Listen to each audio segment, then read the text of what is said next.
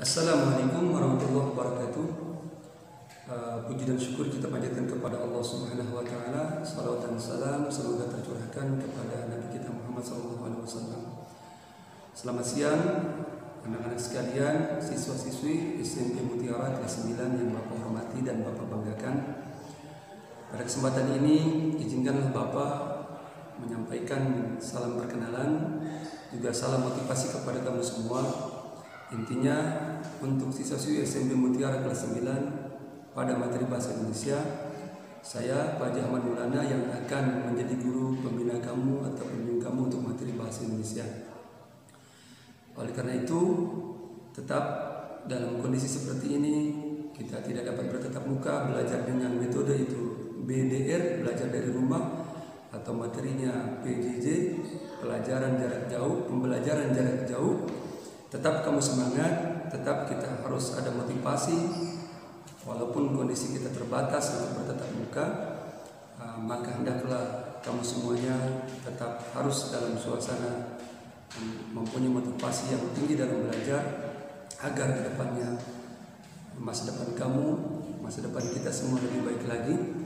Karena itu untuk materi Bahasa Indonesia kesempatan ini Bapak akan memberikan satu sampel ataupun yaitu buku panduan di dalam kamu belajar dari rumah atau di rumah kamu, yaitu modul yang Bapak sediakan ataupun kamu telah miliki di rumah, yaitu modul pengayaan Bahasa Indonesia kelas 9, di mana di dalamnya ada beberapa semester yang nanti akan kita kerjakan bersama ataupun Bapak ajarkan kepada kamu, sehingga dalam satu semester ini kemungkinan besar kita belajar dari rumah jarak jauh.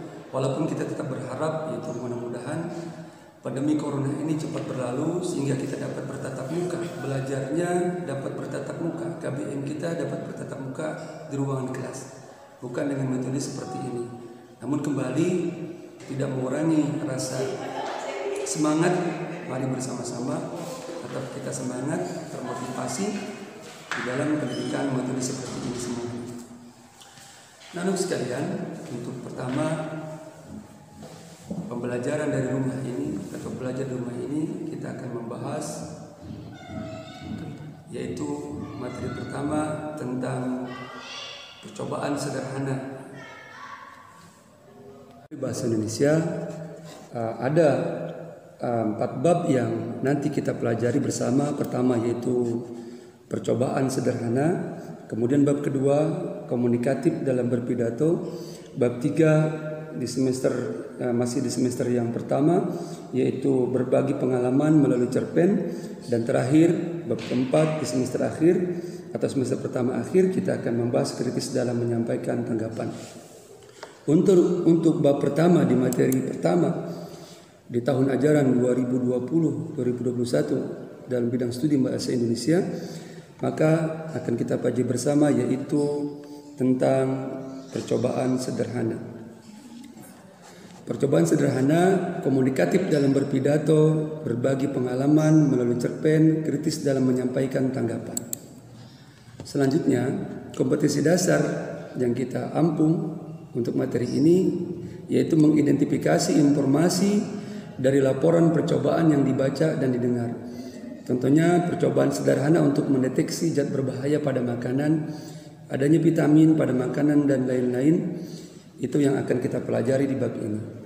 Selanjutnya, definisi percobaan sederhana. Teks laporan percobaan adalah sebuah teks non-fiksi yang memaparkan laporan hasil percobaan atau penelitian yang dapat dipertanggungjawabkan kebenarannya secara keilmuan. Ini yang nanti akan kita bahas juga definisi. Selanjutnya anak sekalian, kita akan mendapati juga di situ adalah struktur. Kita dapat menelaah struktur dan unsur kebahasaan teks laporan percobaan, di mana di dalamnya yaitu ada tujuan serta alat dan bahan. Kemudian kedua adanya langkah-langkah. Kemudian ketiga adanya hasil, dan keempat adanya simpulan. Nah, dari struktur yang pertama ini tujuan serta alat dan bahan. Nah, pada bagian ini dipaparkan tentang tujuan yang ingin dicapai dalam percobaan. Selain tujuan, pada bagian ini juga dipaparkan alat dan bahan yang digunakan dalam percobaan. Kemudian yang kedua, langkah-langkah.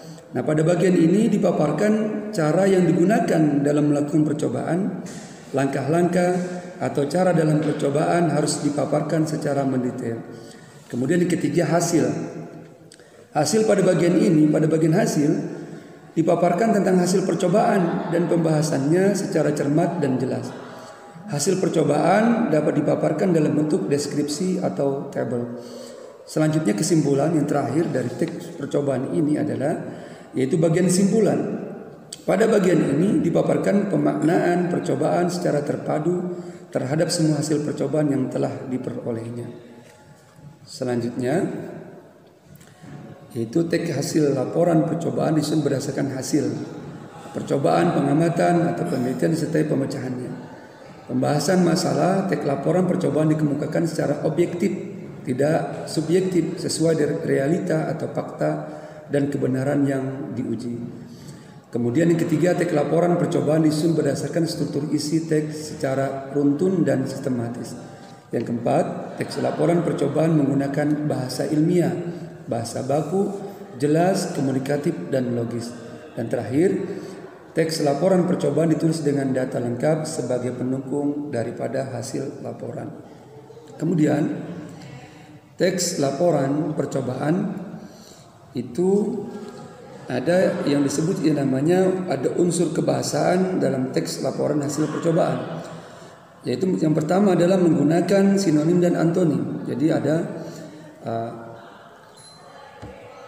unsur kebahasaannya, di dalamnya ada unsur yaitu kebahasaan tentang sinonim dan antonim. Kemudian adanya juga kalimat kompleks. Kemudian ada juga kata penghubung. Kemudian istilah teknis, kalimat perintah, dan kata bilangan.